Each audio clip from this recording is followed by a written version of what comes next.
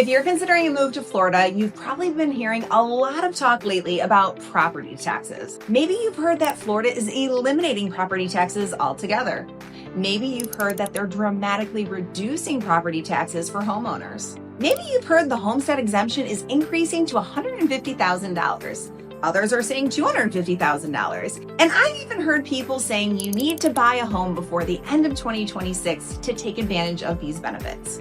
So, what is actually true? And more importantly, how could these proposed changes impact you if you're considering a move to Florida? Florida has long been one of the most popular states for relocation because of the obvious: the sunshine, lifestyle, beaches, and the fact that we don't have state income tax. Now, lawmakers are discussing additional property tax relief, and it's creating a lot of questions for current residents and future homeowners alike. So, before we talk about what's being proposed, I want to help you understand exactly how Florida property taxes work today, the benefits currently available to homeowners, and then we'll discuss the proposed changes, the potential timelines, and how they could impact your buying decisions moving forward. Hi, I'm Kelly Olin, co-founder and team leader of Residence by eXp Realty. My team and I help buyers relocate to Southwest Florida every single day, and property taxes are one of the most misunderstood topics we discuss with both local and out-of-state buyers. So before we get started, I do want to mention that I am a real estate agent. I'm not a CPA,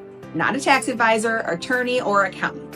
This video is intended for educational purposes only and should not be considered tax, legal, or financial advice. Tax laws and proposed legislation can change, so please consult a qualified professional regarding your specific situation.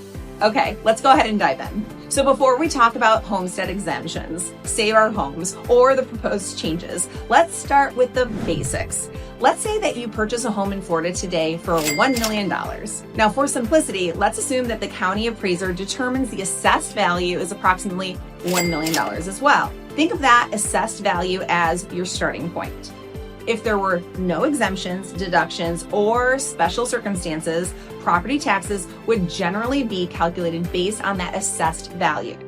Now, here's where things start to become different from homeowner to homeowner, because not everyone pays taxes on the same taxable value. And that's because Florida offers a variety of exemptions and benefits. One of the biggest mistakes that I see buyers making is looking at the current property taxes on a home and assuming that that's what they're actually going to pay after purchasing it. Unfortunately, it just doesn't work that way. The seller's tax bill is based off of their situation. Your future tax bill will be based on yours. The current homeowner may have exemptions that you don't qualify for, and they may have owned the home for many years. They may have benefits that have accumulated over time. And that's why looking at the current taxes on Zillow, Realtor.com, or a property listing doesn't often tell the full story. The most common property tax benefit available for Florida homeowners is the Homestead Exemption. If a property is your primary Florida residence and you qualify for homestead status, you can currently receive up to $50,000 homestead exemption. That exemption reduces the taxable value of your property before taxes are calculated.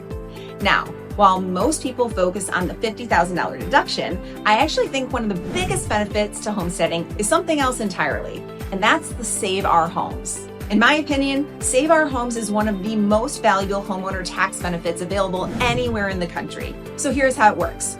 Once a property receives homestead status, Florida generally limits increases in the assessed value to no more than 3% per year or the consumer price index, whichever is lower. So why does that matter? Because your home's market value may increase much faster than that. Over time, this can create significant tax savings.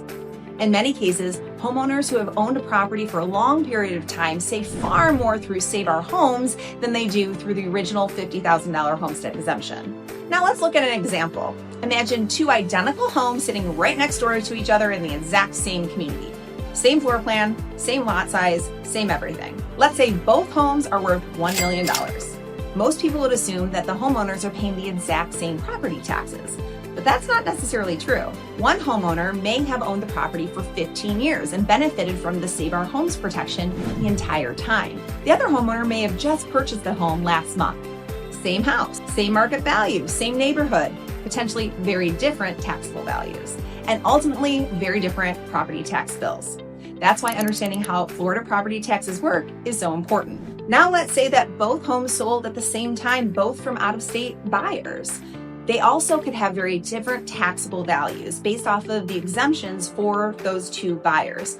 One buyer might be homesteading their property, the other one might be making it a second home. Maybe one's a disabled veteran or a widow. You get exemptions for those items as well. So that's why it's really important to consult with an expert who can help you understand what your value would be. As an educated real estate agent, we can run tax estimates for you based off of the county appraiser's office and your proposed exemptions. Next, before we talk about the proposed changes, I want to touch on another item that appears on property tax bills here in Florida. Many newer master plan communities have what's called a CDD, which stands for Community Development District. A CDD is typically used to finance infrastructure and amenities within a community like roads, utilities, lakes, landscaping, amenity centers, and recreational facilities. Homeowners typically repay those costs over time through a special assessment that appears on their annual tax bill. One important thing to understand is that a CDD is generally considered a non-ad valorem assessment. In simple terms, it is not based on the value of your home. So while homestead exemptions and many other proposed tax changes may affect the ad valorem or the value-based portion of your property taxes, they generally do not impact the CDD portion of your tax bill. And by the way, a CDD isn't necessarily something that's bad. It's very common here in Southwest Florida, especially in the newer communities. In many cases, it's one of the reasons communities have incredible amenities, resort-style pools, fitness centers, tennis courts, pickleball courts, and beautifully maintained common areas. The important thing to simply understand is what you're paying for. So, let's talk about what's changing. Now that you understand how Florida property taxes work today, let's talk about why property taxes are suddenly making headlines. There are currently proposals being discussed that could significantly increase Florida's homestead exemption. Depending on where you're getting your information, you've probably heard numbers like $150,000 and $250,000. And that's where some of the confusion begins, because there are actually multiple discussions and proposals happening at the same time. Before we go any further, let's clear up one common misconception. When you hear people talking about a $150,000 or $250,000 homestead exemption, that does not mean that you are receiving $150,000 or $250,000 in tax savings. It means that the amount of value may be exempted before property taxes are calculated. Going back to that example, if it was $1 million, it's taking it down $150,000 or $250,000. That's an important distinction. One of the most talked about aspects of the proposals being discussed is the distinction between homeowners who establish Florida residency before the end of 2026 and those who do so afterwards. As the proposals are currently being discussed, homeowners who establish Florida residency and homestead status on or before December 31st, 2026 could potentially qualify immediately for expanded benefits if approved. That's why you're hearing so much discussion about buying before 2027. But what if you buy after 2027? Let's look at an example. Buyer A purchases a home and establishes Florida homestead residency before the end of 2026. Buyer B purchases a similar home in January of 2027. Under some versions of the proposals currently being discussed, Buyer A could potentially qualify immediately for the expanded homestead benefits. Buyer B may have to wait several years before becoming eligible for those same benefits. Now, it's important to understand that these proposals are still evolving. Details can change, and I have heard that there is a proposal to expand the homestead exemption up to $500,000. Ultimately, voters will have a say with whatever happens. So, I would never recommend making a major financial decision solely on a proposal that has not been finalized yet. But if this does pass, there is a real possibility that Florida's demand will increase for buyers looking to homestead here. We've already seen a decrease in inventory throughout Southwest Florida, so the combination of reduced inventory and increased demand could drive prices up in the future. So if you are already considering a move to Florida, I think these proposed changes are absolutely worth paying attention to.